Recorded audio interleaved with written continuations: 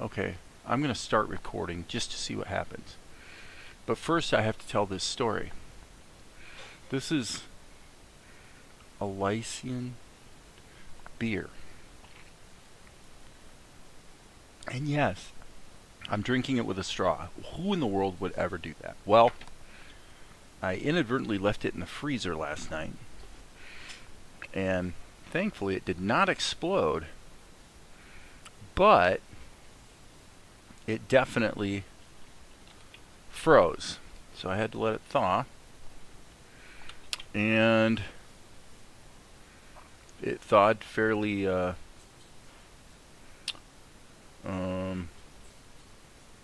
well, it took a while, but no problems with the thawing thing, seemingly. Okay, Phil. Okay, so what I did was I added a couple keyframes here. So her eyes kind of go, like that. Alright, that's all it is. And I'm going to go ahead and color it, for lack of a better plan. And then we will sort of see where, whoops, shoot, I blew it. Well, actually that works out fine. I'll just go to, I need to figure out what the hotkeys are to make it so you can toggle through the different fill modes, like switch between freehand and normal quickly. I really need to figure out how to do that. Yeah, and look at that. There's a bunch of garbage right down here. So, well, that's what happens. You look closer and you find out there's some winkiness in the picture. And of course, now I may have the color wrong on her hair, but no big tragedy. See what this is actually where coloring earlier would be helpful. I've kind of taken the idea of maybe I should just do all the pencil tests straight through before I do any coloring, but the advantage you get when you color earlier is simple. These are 3 identical pictures.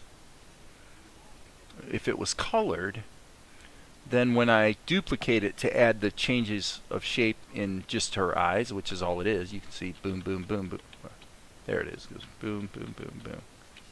Okay, and obviously we've got something there we have to fix. But we could color it the first time and do the duplicates based on the colored drawing, and then you wouldn't have to go in and color all the rest. So yeah, you can see a lot of specks here.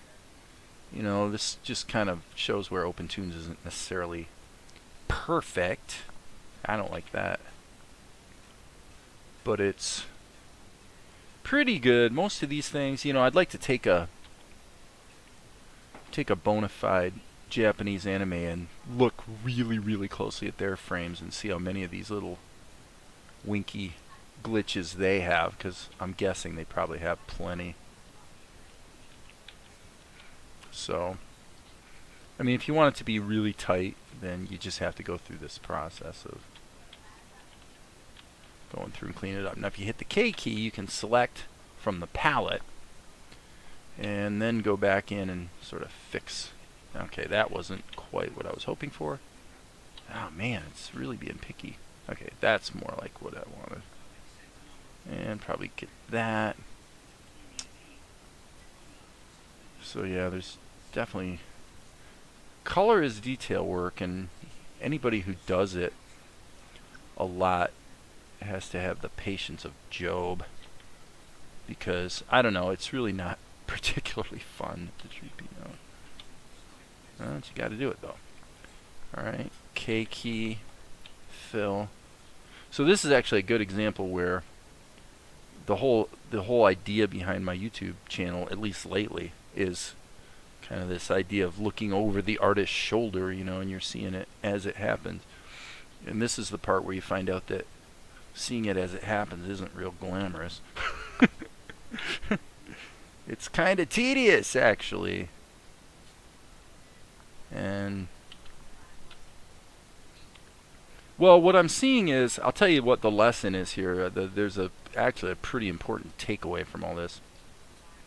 When and I'm gonna kind of note this in the future for sure, is that when you, one of the nice things about this build of OpenToons is that we have the My Paint brushes in the Toons raster levels.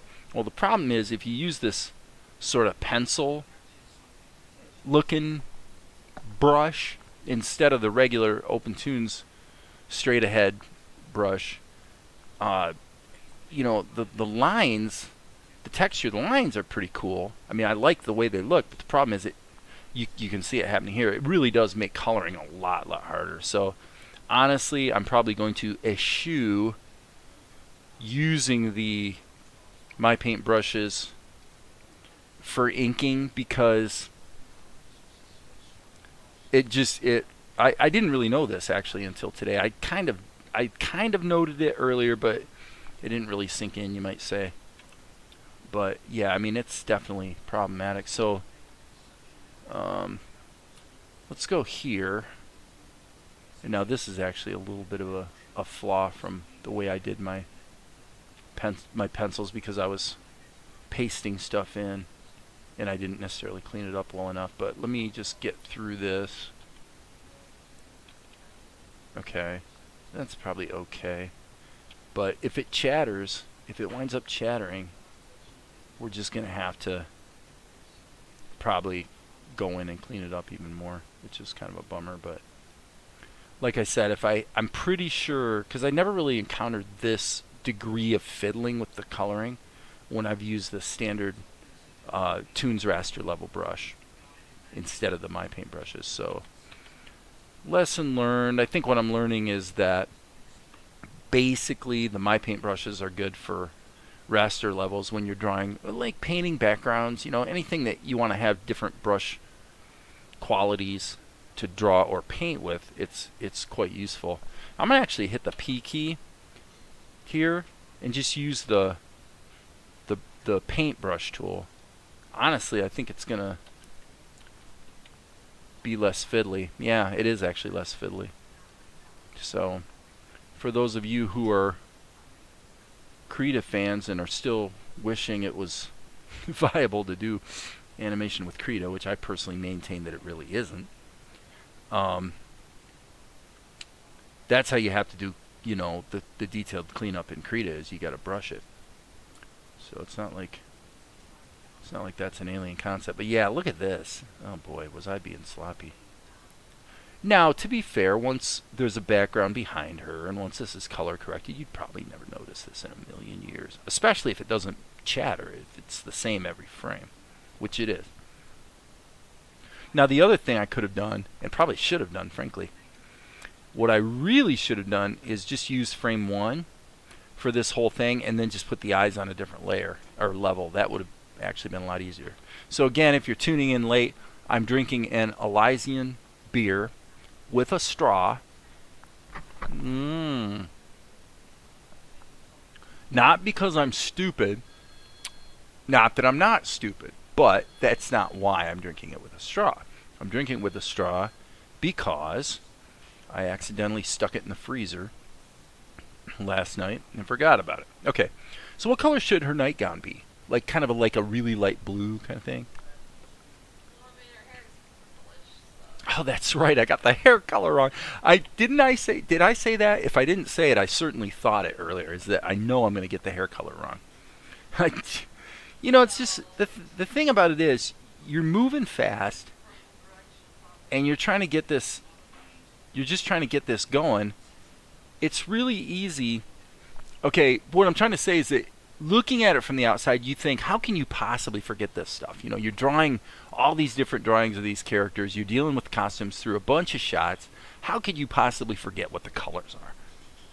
Well, the reality is you can. When you're moving fast, and all that goes with that, you can easily make a boo-boo. So I want normal mode.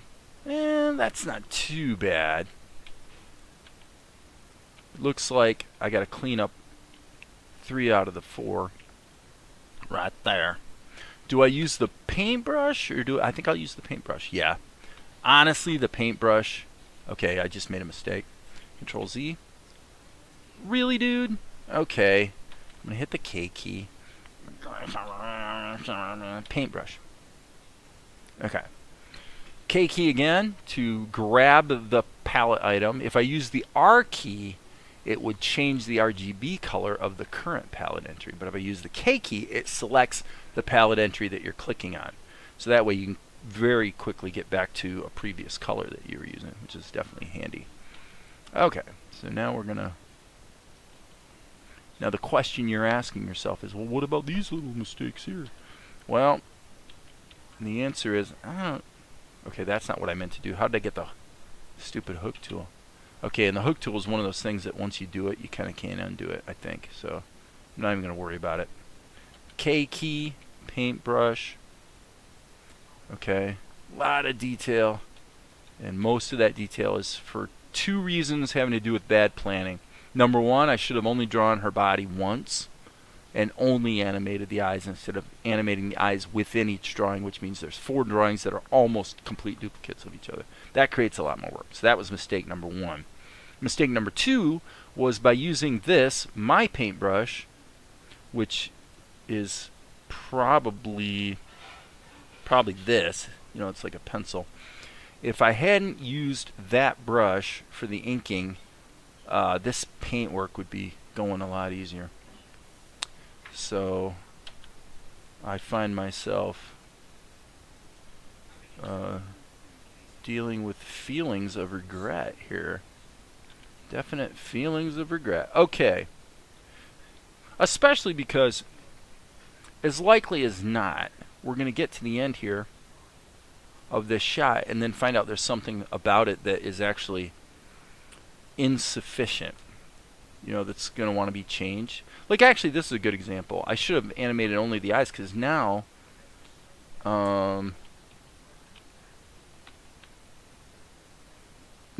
any flaws, like, okay, that's not going to work. I was going to say any flaws are going to have to be repeated over a multiple number of frames. I need to go into brush mode. Okay. And actually, what I should do here is hit Alt F, which I have mapped to the fill check tool. Okay, it's telling me everything's fillable, but that might mean that the whole area is fillable and that the areas between, like the iris and the pupil, aren't necessarily going to fill the way I hope they will. But let's find out. Okay, so we need some pupils. So let's just go here and let's make them black for the moment, for lack of a better idea. Okay, and what color are her eyes again?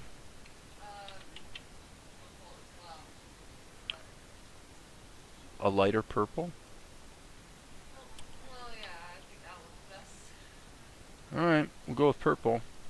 And the whites of her eyes, what I'm going to do is I'm going to make them really bright red, just so I can see if they've filled in properly. And then I'll go in and just change the color to more of a flesh tone. An eye tone after the fact. Okay, there. Alright, so here.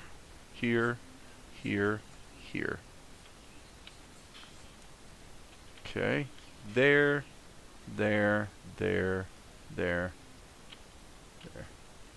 Yeah, there's a lot of touch-up required. Alright, let's go to the top. There.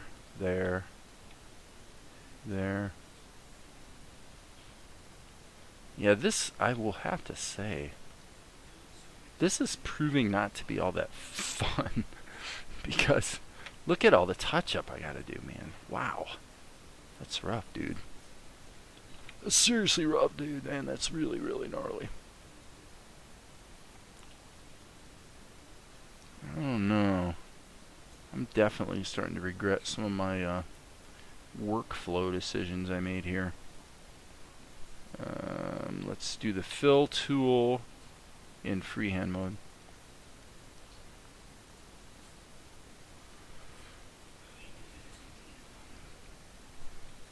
K key. Yeah, the thing that's problematic is the way you seem to correct one thing and it's sort of like that, you know? You correct one thing and it kind of boogers up something else. Which is, to put it very generously, a bit annoying. Alright, K key. So if you're going to work with open tunes, well, guess what? This is something you're going to have to deal with. But I can say that there's a fix, and the fix is don't use the My paintbrushes for inking. I really thought I was going to be able to, actually. I mean, in all seriousness, I was kind of looking forward to that because I like the look of the brushes. But to be fair, the look of the main My paintbrush in the Tunes raster level does look pretty good. I mean, it's a real good, clean anime type of line, so I can't really criticize that. Okay, let's go back here and get the pupils, and hopefully we can just hit the fill tool in regular, normal mode. And, okay, go back here, here. Okay, and there. Alright, so that's not too bad. Alright, so what we're going to do is take these and make them white, but maybe just a little bit darker than white. Okay, what do we have? Now let's hit the L key and just preview it. Okay, so she just kind of goes like that. Now earlier, see, this is what I mean by chatter. See that right there? That's going to stick out like a sore thumb just because it's a change. If that was not, you know, if it wasn't changing from a previous frame that was not, you know, didn't have those spots missing, then you wouldn't notice it. Looks like there's still a little bit of glitch there, but I think we're on safe ground here. Okay, and by the way, I am not factoring in color correction at all. I'm going for very the basic fully saturated colors as if the lighting was perfect, and we'll deal with tinting things a little later. You know, broadly over the whole scene, we'll go ahead and color correct it. So, K key. Let's see. I guess I gotta hit the L key and stop it from moving. Okay, so now this seems to me it needs to be more of a something like that. So there we go. How long have we been going? Man, we've been going 17 minutes already. I've literally never in my life, even one time, drank a beer with a straw. Never. Hasn't happened. It's not bad though. I mean, you know, got to be pragmatic here. We don't want to throw the beer out. Not that that would be the worst thing ever. Let's see, hit Control X. Can we get rid of that drawing? I guess we can. Alright, save all. Save early, save often is kind of the rule. Now, let's go back. Okay, so this is what we have, which I'm controlling from my third screen over here. So so these guys are coming in, and she's... Okay, so I can see what the problem is.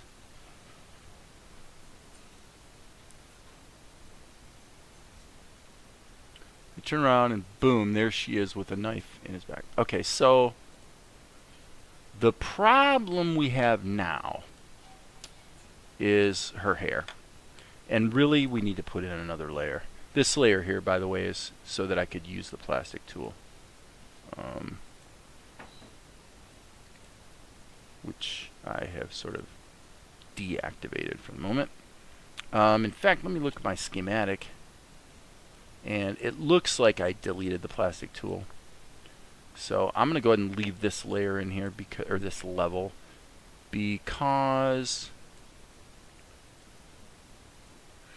I might want to come back to it later. But what I want to do here, let's go ahead and kill that so we can't see it. Now what I want to do is, this is where using the My Paint brushes actually does make sense.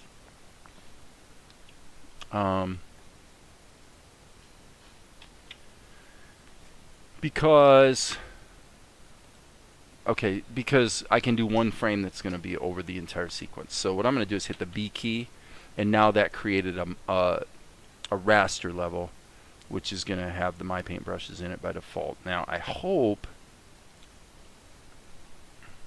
let's go ahead and see what we can do here. So I'm going to hit the R key so I get that color, and then just go a little lighter. Now what do we know is going on here? Well, she's facing the ninja, and the ninja has the wall behind him, so the light would be coming this way. Okay, so that's not too bad. I mean, it wasn't quite the line I was after, but it is definitely along the right lines.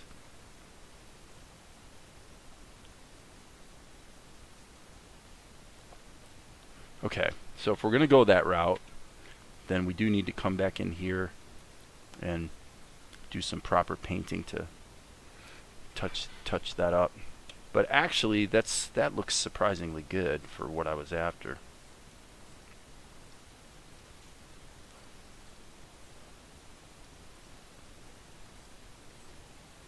Okay, that is not too bad actually. I'm really kind of surprised how well that turned out. Okay. Now the question is, do we want to add another layer? Let's save our work. Okay, and this is what I was talking about, putting things on multiple layers, like her mouth, for example, or her eyes. Anything that's typically going to be animated when everything else isn't going to be animated. It's kind of dumb to bake the eyes or the mouth into the drawings. But see, as you can see, this one drawing just lays over top of the whole thing. And I can actually, since this is a raster level, I can just change the color and, you know, just do some fine-tuning of it like this. A little more saturated, I think. Yeah, that looks alright. And then I'm going to hit the R key so I can sample that color, so I can then go just a little bit lighter like that. And then that's going to be for some final. So this is kind of the good news, is I seem to be getting better at doing this anime style hair. Because I could be wrong, and you know, Valerie may disagree, but I think this actually looks pretty darn good. Okay, so let's stop there. Yeah, 22 minutes. L key. Yeah. So the reason this is here, I'm going to turn this back on just to show the folks at home what the idea was here. I guess I have to grab the top of the column. Okay, the reason I put this in here, and frankly it doesn't really make sense now, but if I come up out of this sub X sheet, what I did before was I hit the X key and I created a mesh to do the plastic tool. Well, the thing about the plastic tool is if all you have is pencil lines or ink lines or whatever and it's not colored in, it will only draw the deformation mesh around the outlines. It won't include the inside that's not yet colored in that mesh. So the way you get around that is you just draw dark color over the whole character, then create the mesh, and now you can deform it and go ahead and color it later if you want to. You don't have to do it right then. So let's go back down into that sub X sheet. But for now, because the secondary animation that I did with the plastic tool was deemed to be excessive, a little turn of the head that was just deemed to not be desirable. So now the question becomes one of shadowing. And this is actually, you know what I'm going to do? I'll tell you what I'm going to do. I'm going to go ahead and kill this. And let me think about this for a minute. Let's go ahead. What I'm thinking about is, do I use the plastic tool in this layer, or do I use it in the sub X sheet that contains all the layers? Since what I'm thinking about right now has to do with shadows, I should do it in the actual sub X sheet. Okay, so this is going to maybe be confusing, but this is an alternative technique. If you want to create a shadow on your character, typically the way you would do shadows that you want to be mapped perfectly to the character so that they don't bleed outside of the character is in the preview mode, you would use the schematic tool to probably take a layer or a level that has your shadows in it that might be inside or outside of your character, and then you would add a multiply. You would add an effect, which is going to be layer blending, multiply, to take the layer that has the character and the layer that has the shadow, and then you would click, I'm sorry, this is the wrong effect. We don't want that one. We want layer blending INO, multiply. And then it gives you a foreground and background, and it lets you use clipping mask, which makes it so that the shadow area is clipped to the character, so it doesn't go outside of the lines. Guess what? There's another way to do the same thing without having to view your animation in the fully rendered mode. Here's what you do. You grab your character and you hit the X key to use the plastic tool, and you create a mesh on your character just like this. I'm going to go ahead and turn the density up a little bit. Okay. Now remember, did I do it? Hang on a second. I didn't hit apply. Sorry about that. Okay, so now I've got this mesh that represents the, that's there for the plastic tool. So just to annoy Valerie, I'll go ahead and create the bone system as if I was going to animate her, even though I better not. Okay, so that's okay. We're going to build the skeleton. So let's go ahead and put a skeleton node here, here, here, here. That's it. Very simple. Okay, and then the animate. Okay, so now if I wanted to, I could animate her. Okay, so before I get to the shadowing thing, the question you're going to ask is, well, wait a second, what about the other hair? What about that? Well, here's what you do. Pop up your schematic, and we don't want to be in effects mode. You can see what's going on here is you've got your column that feeds into the plastic tool. If I go ahead and just grab this and feed the hair column into the plastic tool as well, then look what happens. X key, ta-da! Now it's all included. So you can go ahead and add them in later, and so I'm going to use that to my advantage, because here's what I'm going to do. I'm going to go here and I'm going to hit the B key, and I'm just going to draw a shadow like this. Okay, I'm going to draw this behind her, kind of, sort of, like that. Alright, and I'm actually going to grab this brush, make this black. Actually, strike that. I'm sorry, my mistake. This is where you need to use a Toons raster level, and I'll show you why in a minute. This is actually very important. All other settings being basically the same, I'm going to go Control C, Control V, and I'm going to make this a My Paint brush. This is where the My Paint brushes are quite useful. So I'm going to use that brush because I think that's the one I want. Yeah, it's not quite as big as I wanted, so I'm going to just go like this. Okay, and you see that's got a little soft edge to it too, which is kind of nice. Alright, so I'm going to go ahead and add this shadow area like so. Okay, so now in order for this to play as shadow, what we want to do is stretch this out so it's the same length, and then all we have to do is two things. Number one, we're going to use the fact that in a Toons raster level, you can change the color after the fact in a way that you can't if you're using the My Paint brushes in a regular raster level. So that means I can change the alpha of the shadows. I can turn them down. Ooh, that looks pretty good. But the problem is it's still outside of her. How do we solve that?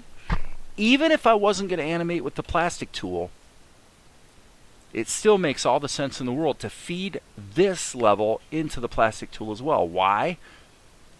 Because now it's clipped to her, see?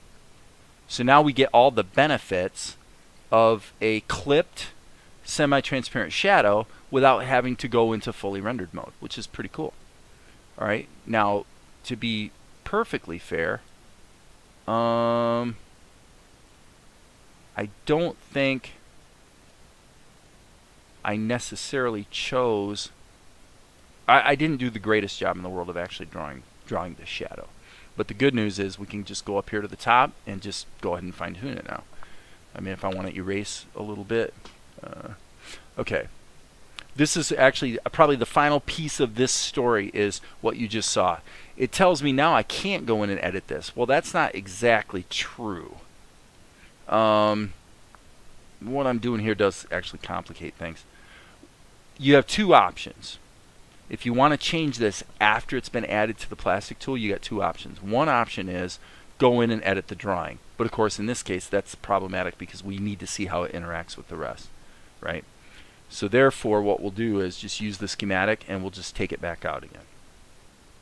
Okay? And now we can do whatever we want to do to get that shadowing in a way that we're happy with.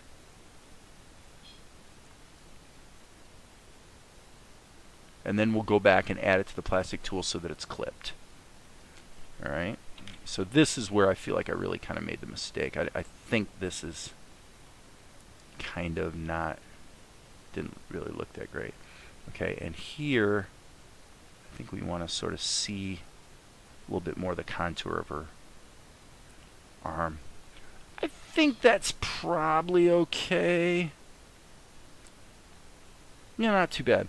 So now I'm going to hit the schematic tool, feed this back in to the plastic tool, and now we've got a clip shadow.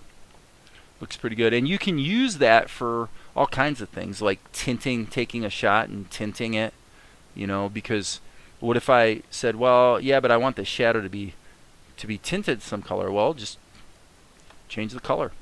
I mean, you could actually use it for glows and things like that. There's a lot of ways. So that's one of the advantages of the Toons raster levels, being able to use my paintbrushes, because you can. And you could have done the same thing without the My Paint brushes, obviously. You could use a standard brush for this particular thing that I did. But it's nice to have the flexibility. So there you go. Hit the L key. The real-time playback would definitely be slower if I had actually animated with the plastic tool. That tends to slow down your real-time renders for sure. I'm going to make one more change here. And it's kind of stupid and unfortunate that I have to go like this again to do it, but no harm done. Hit this and the brush tool, and what I want to do is, I said brush tool, not eraser. I want to take this and just go like that. Okay. Now, do we want to even push our luck and make it even slightly more complex? Why not? We love making things more complex. Okay. I think we're good. I like it muy mucho. Muy mucho. Okay. And then we have our clipped shadows, and it looks correct when you do render it, so it's not like there's any harm done there. But now we get a nice real-time render with clipped shadows without having to actually do the slower render mode. Okay, so that's it. Well, that got us to a half hour, so let's call that good, because this is the second video I've done today. And this has actually been useful for somebody who wants to learn some stuff about using OpenToons. So anyway, as you guys know, more later. Keep watching, keep subscribing. I'm up to 901 subscribers. I want to get to 1,000. That way I'll be able to make all kinds of money off YouTube. I'm kidding. I might make a penny in a year, probably. You have to have millions of views to make any money. But it's still a lot of fun to, you know, do this stuff and kind of put it out there. So anyway, that's it for now. Talk to you all later.